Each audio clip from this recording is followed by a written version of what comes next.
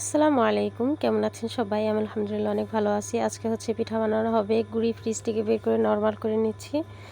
এই পিঠাকে অনেক জেলায় অনেক নামেই বলে, ভাপা পিঠা, হাঁড়ি পিঠা, তারপর দলা পিঠা, যার যেটা ইচ্ছা। আপনারা কি বলেন অবশ্যই কমেন্টস করে জানাবেন। তো এখানে আমি মিঠাইটা ভালোভাবে কেটে নিচ্ছি। এভাবে নাকি ঝুরি করে কাটতে হয়, তো কাটছি, খুব একটা পারছি না, তারপরে যা পারছি তাই করছি। তারপর গুঁড়ি হচ্ছে ভালো করে গরম পানি দিয়ে মাখিয়ে নিবে। খুব বেশি পানি দেওয়া যাবে না, অল্প অল্প পানি দিয়ে মাখিয়ে নিবে। তারপর হচ্ছে চালনি দিয়ে চালা হয়। আমি এই পিঠা বানাতে পারি না, আম্মু যেভাবে বলছে আমি সেভাবে আপনাদের বলছি। কম বেশি সব বাসায় তো বানানো হয়, সবাই হয়তো জানেন।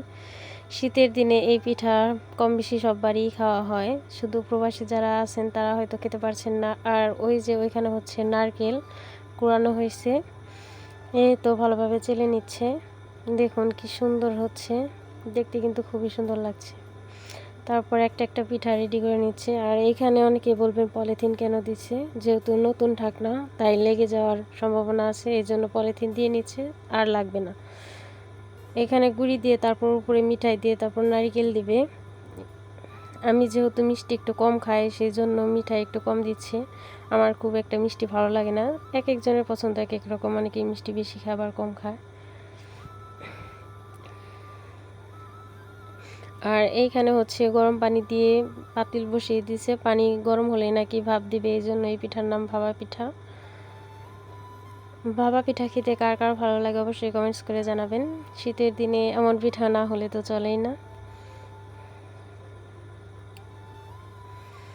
এই তো শেষ, এখন হচ্ছে ভাপ দিয়ে নিবে পানিটা গরম হলে। আমার মিঠাই নাকি কাটা হয় না, এই জন্য আম্মা আবার ঝুরি করে কেটে নিচ্ছে। এই তো বসিয়ে দিল, এভাবে সবগুলা পিঠাই বানিয়ে নিবে।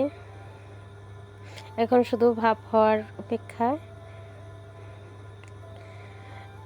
একটা দিয়ে আরেকটা রেডি করে নিচ্ছে, এইভাবে সবগুলা পিঠা বানিয়ে নিবে। ওইটা হলো আবার এটা দিয়ে দিবে। এই তো পিঠা হয়ে গেছে।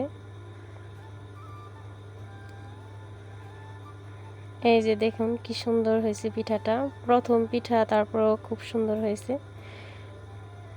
এখন এইভাবে আরেকটা দিয়ে দিবে।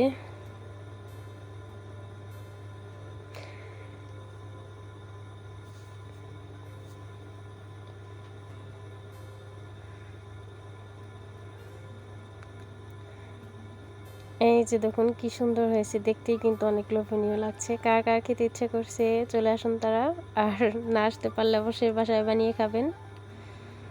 পিঠাটা খুব গরম ছিল, এই জন্য ছিঁড়তে সমস্যা হচ্ছিল।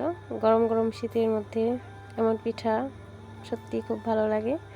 সবাই অনেক বেশি ভালো থাকবেন। ভিডিওটা ভালো লাগলে অবশ্যই একটা কমেন্টস করে যাবেন। আজকে এই পর্যন্তই, আল্লাহ হাফেজ।